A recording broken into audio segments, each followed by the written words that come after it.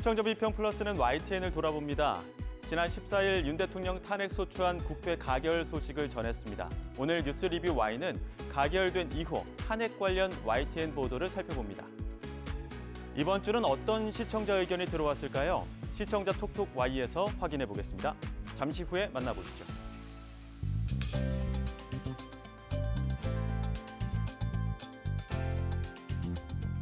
여러분 안녕하십니까? 박석원입니다.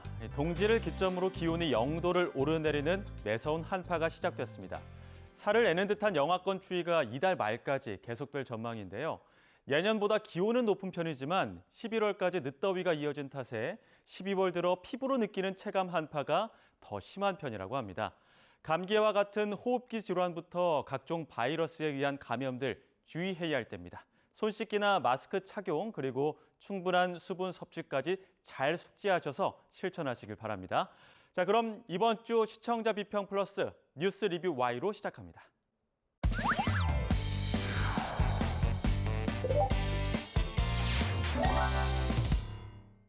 네, 세 분 어서 오십시오. 안녕하십니까?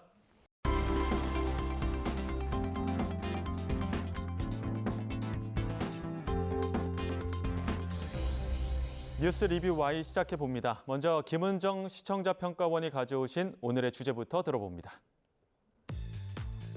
2024년 12월 14일 대한민국 역사상 세 번째로 대통령 탄핵소추안이 국회 본회의에서 가결되었습니다. 상황이 급변하고 불확실성이 커질수록 어느 때보다 많은 시민들이 공신력 있는 언론의 보도와 해설을 찾았습니다. 현대사회에서 입법, 사법, 행정만큼 큰 영향력을 행사하고 있는 제4부의 권력.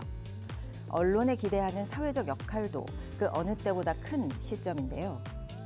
오늘 뉴스 리뷰 Y에서는 대통령 탄핵 관련 YTN의 특보 보도를 살펴봅니다. 네, 지난 비상계엄 사태 이후부터 YTN은 전면 또는 부분 특보를 이어가고 있는데요. 그 가운데 눈에 띈 단독 보도가 있었다고요. 그렇습니다. 먼저 YTN이 단독으로 내보냈던 보도가 무엇이었나 살펴봤는데요. 12일 단독 계엄 당시 민주당사의 경찰 투입 장면 확보, 대통령 지시였나가 있었습니다. 3일 비상계엄 포고령이 내려진 직후에 경찰 수십 명이 민주당 당사에 30여 분 머물렀다는 그 CCTV 화면을 확보해서 내보낸 것인데요. 같은 시각 국민의힘 당사에는 경찰이 출동하지 않았던 것과 비교가 됐습니다. 또 15일 단독 수방사 특임대 계엄 30분 전 비상 소집 사령관 미리 알았나 보도가 있었는데요. 계엄 당일 국회에 투입된 수도방위 사령부 특임대대가 이 비상계엄 선포 30분 전부터 비상 소집한 사실이 파악됐다는 내용이었습니다. 이진우 수방사령관은 YTN을 틀어놓고 있다가 대통령의 긴급 담화를 받다고 이야기했었는데요. 이미 계엄 선포 30분 전에 비상 소집했었다라는 사실을 파악했다는 내용입니다. 수방사 간부들이 계엄을 사전에 파악해 조직적으로 움직였을 가능성이 제기되는 대목입니다.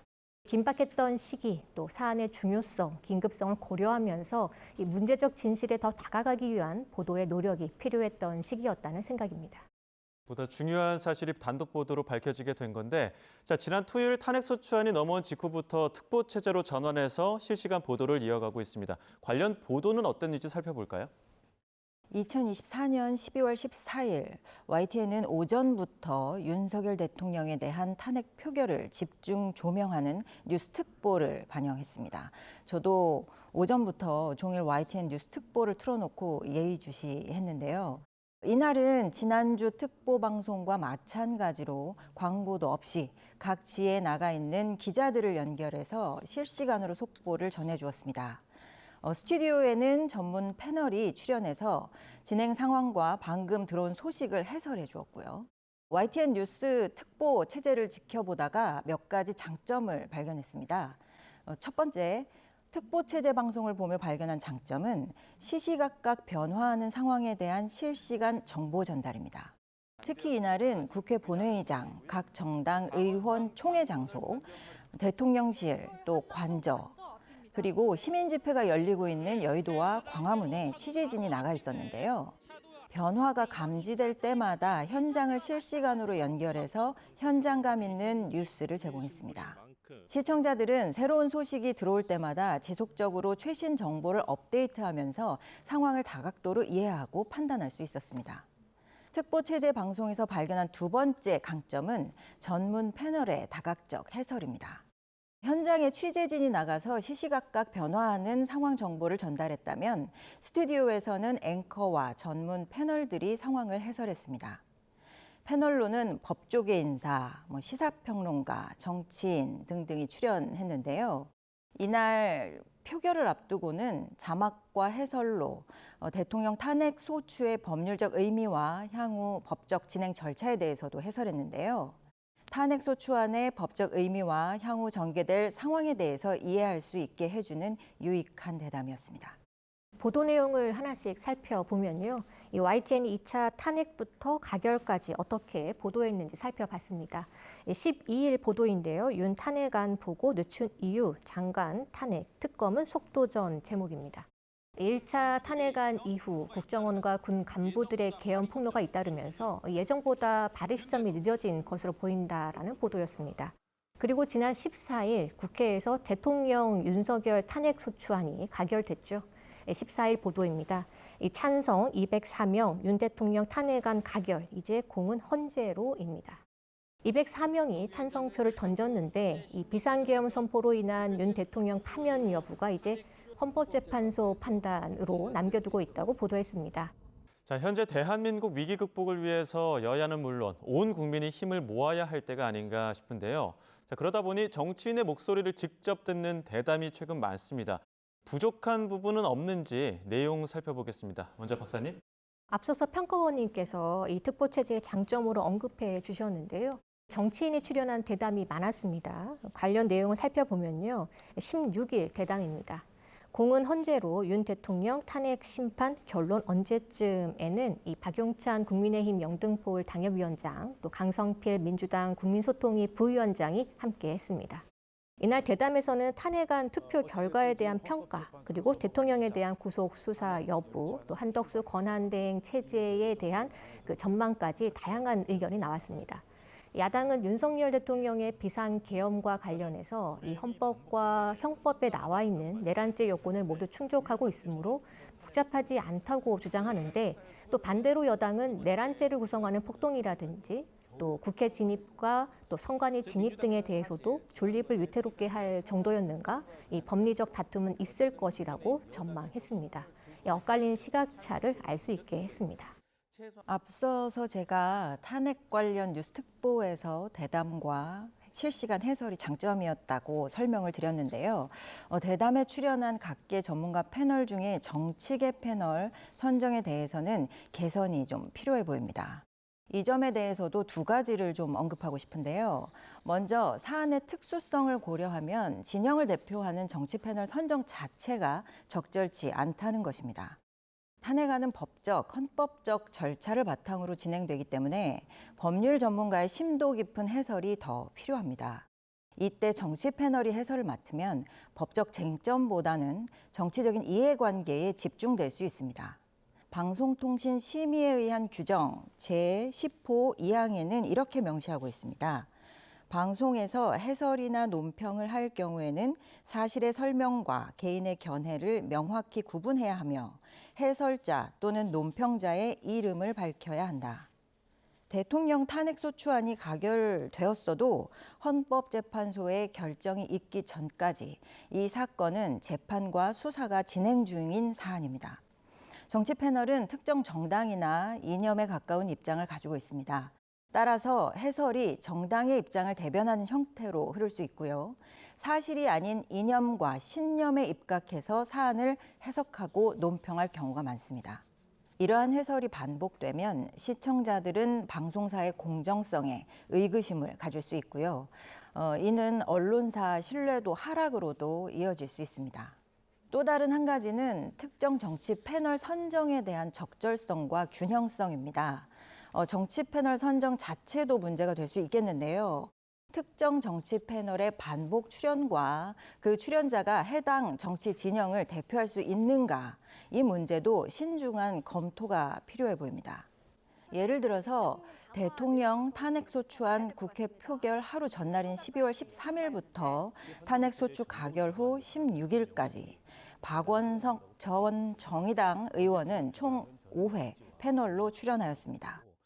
박원석 전 의원의 상대편 패널로는 각각 최수영 20대 대통령직 인수위 전문위원, 정오김 전 새누리당 의원, 김기흥 전 대통령실 부대변인, 이준우 국민의힘 미디어특위위원이 각각 출연했습니다.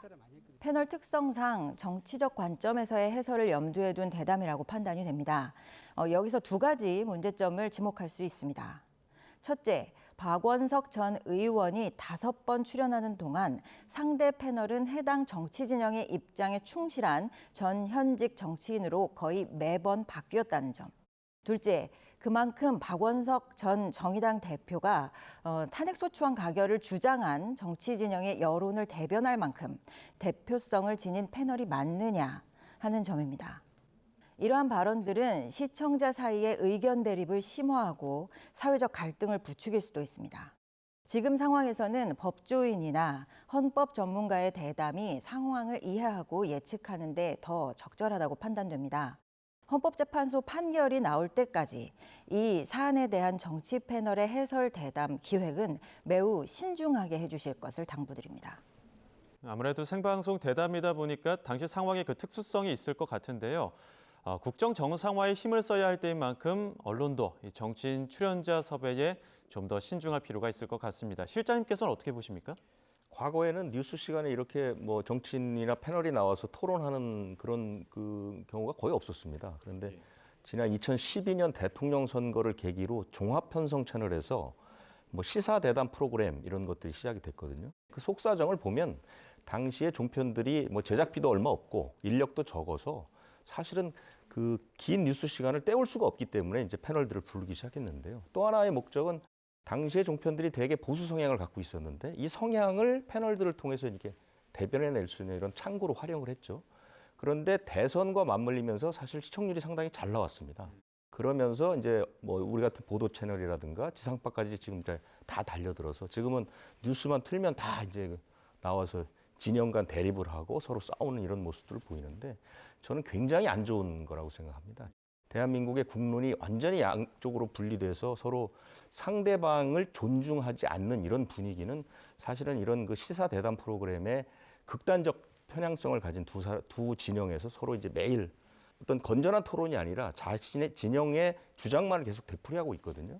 그러다 보니까 시청자들도 자기 편의 내용만을 계속해서 듣게 되면서 계속 인식이 강해지는 그런 것들이 있고요. 또 하나는 패널들이 사실은 뭐 완벽하게 검증받은 전문가 그룹이라고 보기도 힘듭니다. 그래서 사실 막말 논란도 많았고요. 그다음에 이제 여러 가지 그 안 좋은 그 부작용들이 나타나고 있거든요.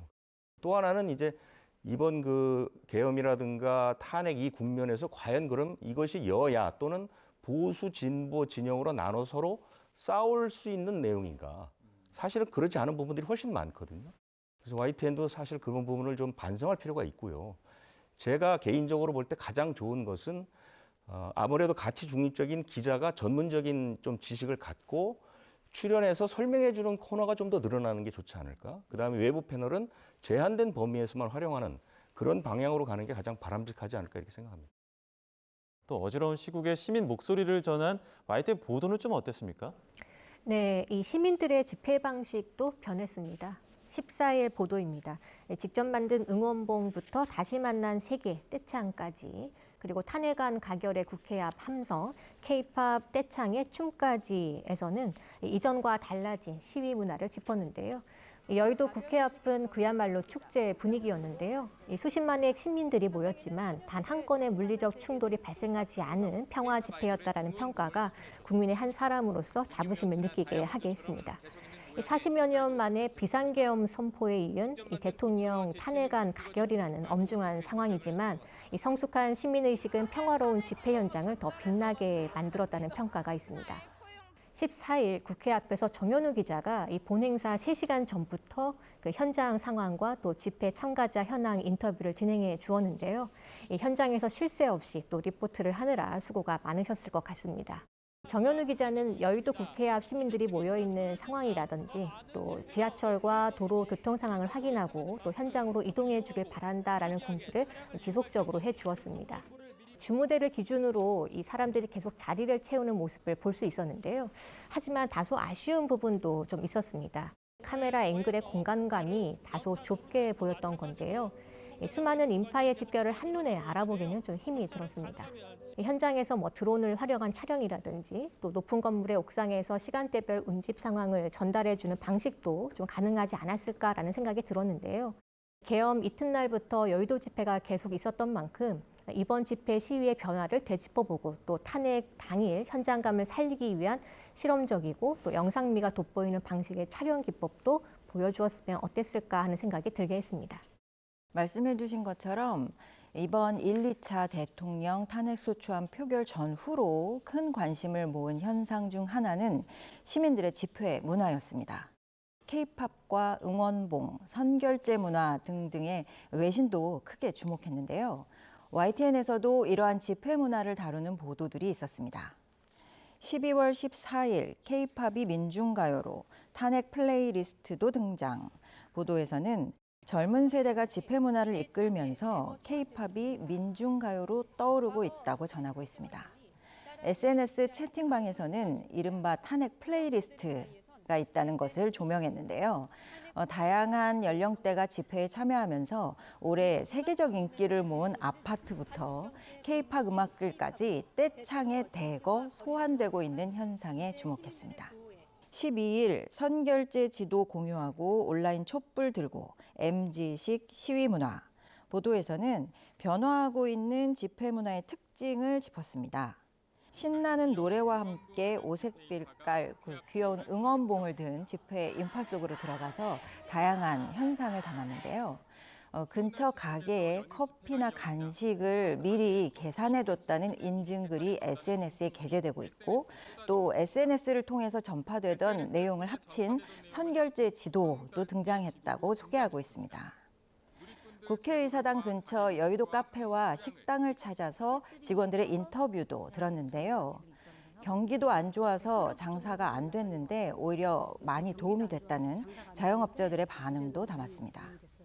이 밖에도 한꺼번에 사람이 몰려서 화장실 이용이 어렵다는 지적에 여의도에 개방 화장실을 표시한 지도가 공유되고 있다는 것, 또 온라인 촛불 지도 사이트에도 5천 건이 넘는 촛불이 켜졌다는 소식도 전하고 있습니다. 각양각색의 집회 문화가 자리 잡고 있다는 소식을 다양한 방식으로 전해주었습니다. 12월 14일 시민이 이겼다. 탄핵안 가결에 국회 앞 함성. 제목의 보도에서는 탄핵안 가결 이후 시민들의 반응을 살폈습니다. 특히 탄핵안이 가결되는 시각, 여의도 탄핵 촉구 집회 현장의 분위기를 담았는데요.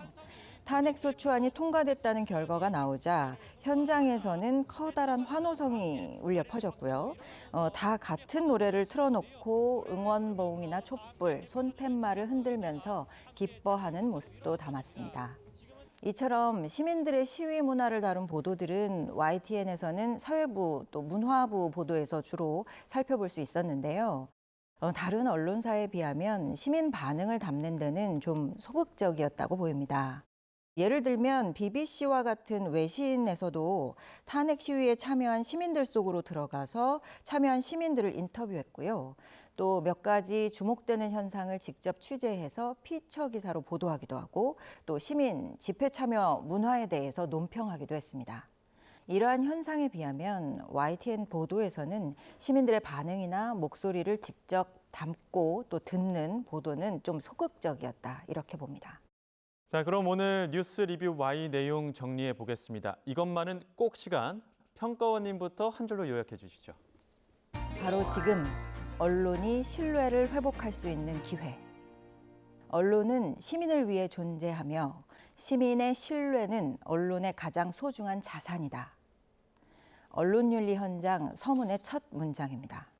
국가적 재난이나 위기를 겪으면서 상황의 불확실성이 커질 때 시민들은 신뢰할 수 있는 정보를 찾고요. 그만큼 언론의 역할은 더 부각됩니다. 시민을 위해 존재하는 언론, 위헌이라는 시민 대다수의 상식과 기대를 언론이 저버렸을 때 시민들은 언론에 대한 신뢰를 거두게 되고 언론은 가장 큰 자산을 잃게 됩니다. 세월호 참사 이후 언론을 향하던 멸칭과 비판을 언론인들은 뼈아프게 기억하실 겁니다. 뉴스와 보도에 대한 시민들의 관심이 어느 때보다 큽니다. 보도 전문 채널로서 YTN이 시민의 신뢰 자산을 쌓을 수 있는 좋은 기회이기도 합니다. 민주사회에서 제4부 권력기관으로 언론이 담당해야 할 역할, 그 상식을 YTN이 무겁게 인식하고 실천해 주시길 부탁드립니다. 네, 언론의 책무에 대한 막중한 인식 다시 한번 짚어주셨는데요. 자, 이번에는 김수정 박사님 한 줄 평 들어보겠습니다. 탄핵 가결, 언론 중요성 더 커졌다. YTN 내부에서도 이번 탄핵 전국에서의 보도가 어땠는지 내부적으로 차근차근 되짚어 보았으면 합니다. 이 탄핵 가결이 문제 해결이 아니므로 이 헌법재판 결과가 나올 때까지 진실 추구를 위한 노력을 계속 기울여 주시길 바랍니다. 시민들이 궁금해하고 또 시민들에게 설명이 필요한 이슈에 대한 정확하고 빠른 보도가 필요한 때입니다. 긴박하고 어수선한 상황에서 정치적 셈법에 따라 표리부동할 수밖에 없는 정치인의 발언이나 또 기관의 입장을 그대로 전달하는 것이 아니라 질문을 던지고 또 진지하게 해석해 보려는 적극적인 태도를 보여주시길 간곡히 부탁드립니다. 네, 잘 들었습니다. 오늘 뉴스 리뷰 Y 순서는 여기서 마치도록 하겠습니다. 세 분 말씀 잘 들었습니다. 고맙습니다.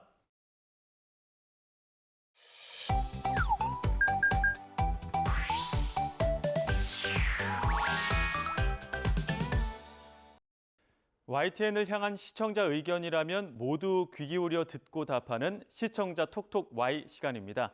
오늘 주목한 시청자 의견을 AI 앵커 Y구가 소개해드립니다. 지금 바로 만나보시죠. 안녕하세요. AI 앵커 Y구입니다. 오늘의 첫 번째 주제는 메탄올 술에 대한 시청자 의견을 들어봤습니다. 자세한 내용 지금 바로 보시죠.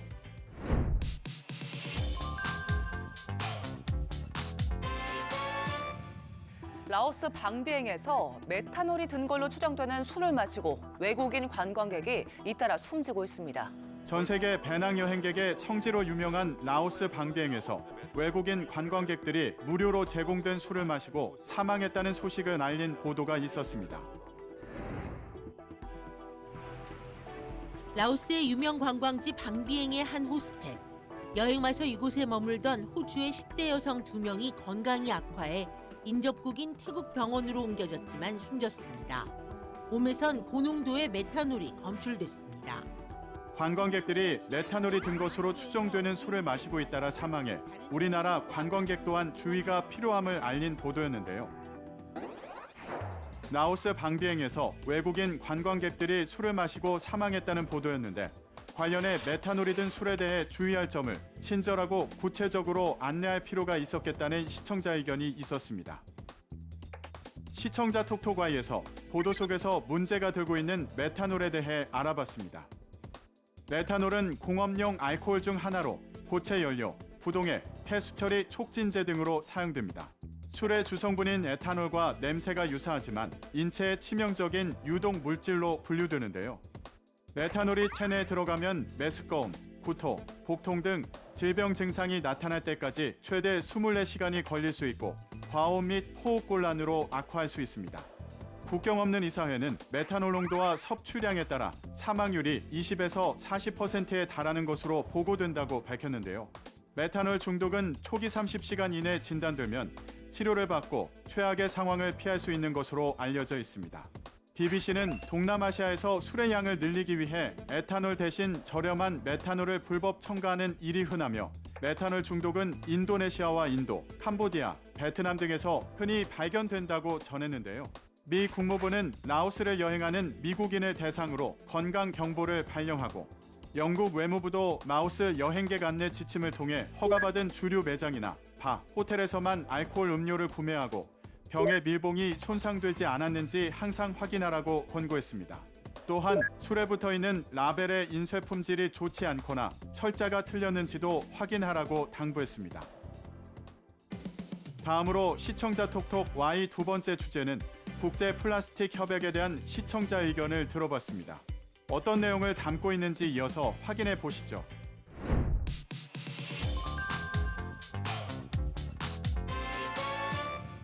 국제 플라스틱 협약 체결을 위한 정부 간 협상위원회가 내일부터 열립니다. 지난달 부산에서 열린 정부 간 협상위원회에 대해 개최 전 어떤 논의가 오갈지 짚어본 리포트가 있었습니다. 이번 위원회에는 175개국 대표들이 모이는데 플라스틱 생산 축소, 재활용 강화, 폐기물 관리 방안 등과 관련해 구속력 있는 국제 협약을 만드는 것이 가장 핵심적인 목표입니다. 앞서 4차례에 걸쳐 위원회가 열렸고 이번이 마지막인데 플라스틱 원료인 폴리머 생산 자체를 규제할 것인지 아니면 폐기물 관리에만 집중할 것인지가 중요한 쟁점입니다. 5번째로 열리는 협상위원회의 목표와 쟁점을 소개하며 어떤 방향으로 논의가 오갈지 짚어본 보도였는데요. 국제 플라스틱 협약 체결을 위한 정부 간 협상위원회가 열린다는 소식을 전하면서 상황에 따라 나라마다 플라스틱에 대한 입장차가 있다고 전했는데 우리 정부의 입장은 무엇인지 궁금하다는 시청자 의견이 있었습니다. 시청자 톡톡와이에서 이번 협상회의에서 우리 정부의 입장을 살펴봤습니다. 지난 11월 25일 부산에서 열린 국제 플라스틱 협약 제5차 협상회의가 합의 도출 없이 폐막했습니다. 국제 플라스틱 협약은 전 세계적 플라스틱 오염을 방지하기 위해 유엔 환경 계획의 주도로 추진됐는데요. 2년 전 우루과이에서 1차 회의가 개최된 이래 이번 부산에서의 5차 회의로 국제적 협상을 완료한다는 게 유엔 환경 계획의 목표였습니다. 하지만 사우디아라비아와 이란, 러시아 등 산유국이 생산 규제를 거부했고 이후 다른 쟁점들도 의견이 갈리면서 한국 정부는 중재자 역할을 했으나 협약 성안을 이끌지는 못했는데요. 김한섭 환경부 장관은 우루과이와 프랑스, 케냐, 캐나다, 노르웨이의 절충안을 소개했습니다. 법적 구속력은 유지하면서 구체적인 정책은 국가 이행 계획 등 국가별 자발적인 조치를 통해 설계하도록 자율성을 부여하자는 절충안이었는데요. 정부는 다음 회의에서 협상이 타결되도록 노력하겠다는 입장을 전하면서 비록 5차 회의에서 협약이 성안되지는 못했지만 향후 추가 협상 회의에 적극 참여해 글로벌 중추 국가로서 플라스틱 협약 성안을 통해 국제사회의 플라스틱 오염 종식 노력이 진전될 수 있도록 선도적 역할을 해나갈 것이라고 밝혔습니다. 마지막으로 오늘 시청자 톡톡 Y 세 번째 주제는 외국인 부동산 소유에 대한 시청자 의견을 들어봤습니다. 이어지는 내용도 지금 바로 만나보시죠.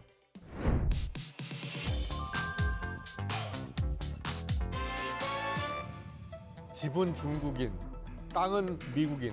우리나라 땅과 집을 사들이는 외국인들이 많네요. 예, 그렇습니다. 예. 우리나라의 부동산을 외국인이 사들이는 추세가 점점 더 늘어나고 있다는 소식을 알린 경제 보도가 있었습니다. 우리나라 땅을 소유한 외국인을 국적별로 보면 미국이 53.3%로 가장 많고 중국과 유럽, 일본 순으로 나타났습니다. 국내 집 소유 외국인을 국적별로 보면 중국이 55.5%, 미국이 22.5%, 그다음이 캐나다, 타이완, 호주 등의 순으로 나타났습니다.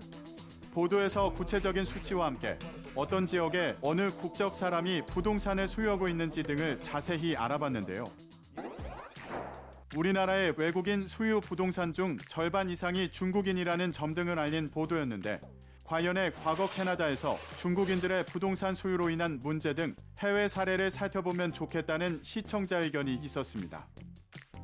외국인의 부동산 소유와 관련해 함께 살펴보면 좋은 정보를 시청자 톡톡 Y에서 살펴봅니다. 지난 2016년 중국인들이 캐나다 부동산을 마구 사들이면서 현지 부동산 중개업체는 매물이 없어 못 팔 정도였다고 합니다. 캐나다 부동산 시장은 중국인들의 수요 급증으로 최고가 기록을 연일 경신하고 밴쿠버 같은 대도시에서 집값이 수백만 달러를 호가했는데요.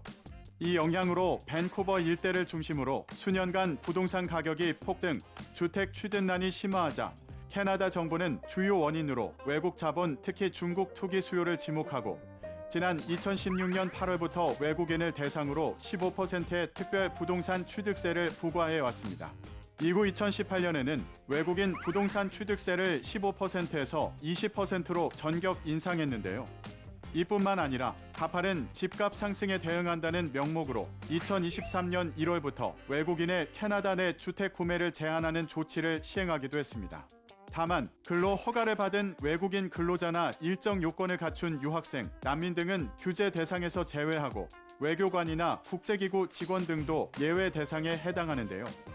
캐나다 재무부는 외국인의 주택 소유 금지 조치 소멸시한을 올해 초 2025년 1월 1일에서 2027년 1월 1일로 연장한다고 밝히기도 했습니다.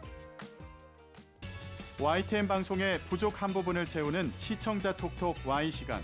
다음 주도 다양한 시청자 의견과 함께 돌아오겠습니다.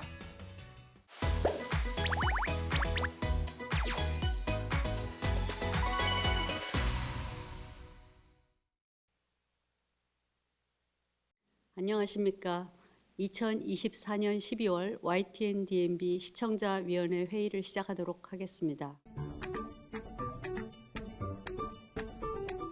인상 깊었던 부분은 스웨덴 말매의 사례였습니다. 산업 구조의 변화로 어려움을 겪던 말매는 대학과의 협력을 통해 도시 재건에 성공한 대표적인 모델로 소개되었습니다. 조선업 쇠퇴 이후 전 시장 알마르 레루의 리더십과 대학의 기여가 어떻게 지역의 경제와 사회 구조를 변화시켰는지 구체적으로 설명되었습니다. 이러한 해외 사례는 국내 축소 도시 문제에 대한 해결 방안을 모색하는 데 중요한 통찰을 제공할 수 있다고 생각됩니다. 다만 방송의 일부 구성은 아쉬움을 남겼습니다. 예를 들어 말매의 성공 사례에 집중한 나머지 국내 대학들이 직면한 구체적인 현실 제약이나 문제점에 대한 논의가 부족했습니다. 방송에서는 강원 LRS 공유대학의 성과를 조명했으나 다른 지역의 실패 사례나 한계점에 대한 언급이 없어 다소 일방적인 시각을 제공했다는 인상을 받았습니다. 만약 국내 대학들이 직면한 예산 부족, 운영 인력의 한계와 같은 현실적인 문제를 함께 다루었다면 더 균형 잡힌 시각을 제공할 수 있었을 것입니다. 프로그램에서는 젖소 수의 마을인 네팔 신돌리 사람들의 다양한 모습을 생동감 있게 보여주었습니다. 한국산 순종 얼룩소인 홀스타인은 현지 토종소나 버팔로보다 몸집이 3분의 1 이상 크고 우유 생산량은 6배가 넘는다고 합니다. 사실이 이러하니 한국 젖소를 키우며 얻게 된 송아지와 매일매일의 우유는 신돌리 사람들에게 자급자족의 농사 외에 주요한 생계수단이 되고 있습니다.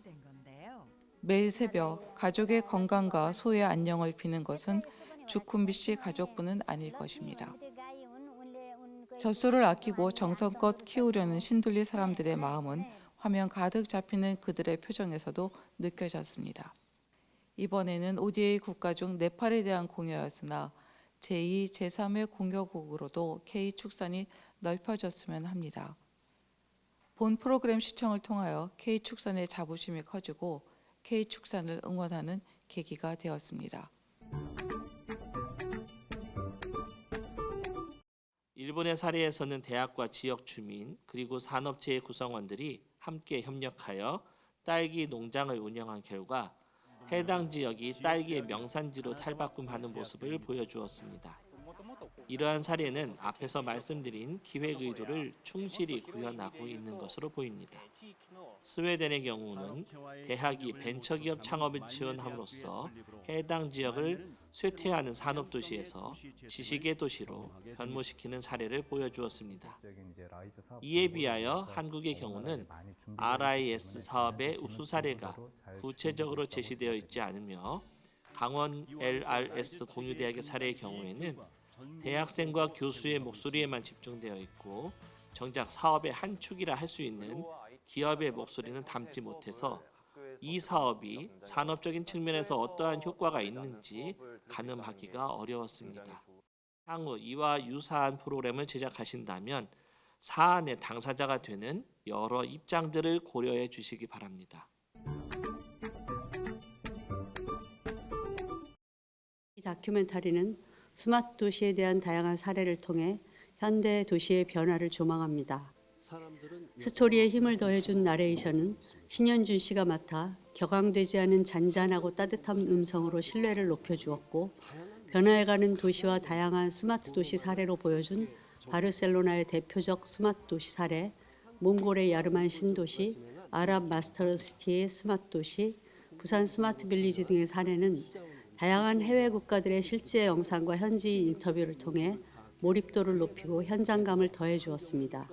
또한 스마트 도시에서 사용되는 슈퍼블록이나 리빙랩 등의 어려운 용어를 설명하거나 아랍 스마트 도시가 왜 유명해졌는지 등을 이야기할 때 나레이터가 시청자 입장에서 그 이유를 물어보는 Q&A 스토리텔링 방식을 활용하는데 이는 시청자 호기심과 관여도를 높여주는 데 매우 좋은 방법입니다.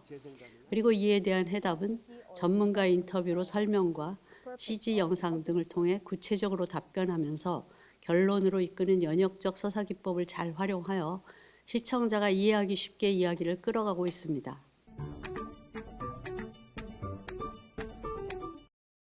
방송의 전체 구성을 보면 방송 시간의 약 50% 이상 비중이 낙농에 관련된 내용으로 구성되어 있습니다. K저소의 우수한 생산성 및 선진화된 수익 기술 등에 대해서 자세히 소개한 것은 좋지만 방송의 제목인 K축산과는 다소 구조적 연관성이 떨어진다고 생각합니다. 물론 낙농도 축산의 하위 범위에 속하기는 하지만 방송 내용의 분량 등으로 미뤄본다면 제목을 축산으로 설정하는 것은 다소 무리가 있지 않을까 하는 생각을 하게 됩니다. 후반부에 제시된 ICT를 활용한 스마트 축산과 관련한 내용과 양계 및 양돈의 우수성에 대해서도 보다 심도 깊은 내용을 다루는 등의 비중을 증가해 전체 K축산의 우수성을 알리는 내용으로 구성되는 것이 제목과 방송 내용의 일치성을 향상시킬 수 있는 방안이 아니었나 생각합니다. 우리나라에서는 대표적 스마트 도시로 2021년 말 56세대가 입주한 부산 첨단 스마트 도시 에코 델타시티 스마트 빌리지가 있다고 합니다. 이곳은 2018년 세종시와 함께 첫 국가 시범 스마트 도시 프로젝트 중의 하나인 혁신 주거단지입니다. 리빙랩이라는 사용자가 직접 문제를 해결해 나가는 사용자 참여형 일상 실험실을 도입하여 실행하고 있는 부분이 매우 고무적이었습니다. 우리나라의 도시재생 프로젝트마다 제안되었던 리빙랩이 실제로 운영되고 있다는 것과 200여 명이 5년 동안 살면서 혁신 활동의 주체가 되어서 다양한 스마트 기술을 체험하고 의견 교환을 하고 피드백들로 문제 해결을 해나가고 있다고 하여 우리의 스마트 기술이 실제로 잘 작동하고 있구나라는 생각이 들었습니다. 스마트 도시의 개념을 보다 명확히 정의하고 도시 문제 해결에 스마트 도시가 어떤 구체적인 역할을 하는지 더 자세히 설명했더라면 더 좋았을 것입니다. 또한 각 도시 사례의 효과를 수치화하여 제시했다면 시청자들이 변화를 더 체감할 수 있었을 것입니다. 특히 방송 말미에 한국이 세계 스마트 도시의 미래가 되고 있다는 결론은 다소 갑작스럽고 근거가 부족하게 느껴졌습니다. 제목에서 이야기한 인간과 도시의 새로운 연결이라는 주제를 더 구체적인 사례와 활용된 기술로 뒷받침했더라면 엔딩이 훨씬 공감되었을 것입니다. 예를 들어 한국이 스마트 도시 기술로 어떻게 세계적으로 인정받고 있는지, 그 기술이 실제 어떤 영향을 미치고 있는지 구체적인 데이터나 해외의 반응을 통해 보완했더라면 훨씬 설득력이 있었을 것입니다. 가난했던 과거에 우리가 받았던 선물 같은 도움을 이제는 당당한 기술력과 경제력으로 패싱언 할 수 있게 성장한 우리의 현재와 또 오늘이 있기까지 희생하고 피땀 흘린 모든 이들에게 감사를 느끼게 하는 프로그램이었습니다. 네팔 축산인들이 한국어를 공부하고 한국에 와서 더 많이 배우고 경험하고 가기를 소망하는 모습을 보면서 과거 우리나라의 모습이 그대로 투영되어 보였습니다. 우리에게 공여국이 되어주었던 나라의 문화와 언어를 우리가 배우고자 열망했던 것과 똑같이 네팔인들도 우리의 문화와 언어를 배우고자 열망하고 있습니다. K문화, 농업, 축산 등 우리의 철학과 지식과 정신과 기술력을 패싱언한 우리는 이제 전수한 것이 많은 만큼 더욱 책임감이 생긴 것으로 생각됩니다. K의 모든 것을 더 발전시키고 이끌어 나갈 수 있는 동력이 우리 다음 세대에 심겨졌으면 좋겠습니다. 특집 한 번으로 만족하지 말고 우리 다음 세대에게 자부심과 긍지와 희망과 포부를 심어줄 수 있도록 각 K 분야의 인재 양성까지도 목표를 두고 방송국이 할 수 있는 역할을 지속해서 해주시기를 부탁드립니다. 이상으로 2024년 12월 YTN-DMB 시청자위원회 회의를 모두 마치도록 하겠습니다.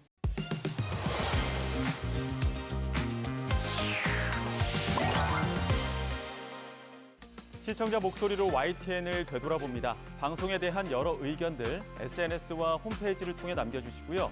시청자 비평 플러스는 다음 주 더 새로운 의견으로 돌아오겠습니다. 시청해주신 여러분 고맙습니다.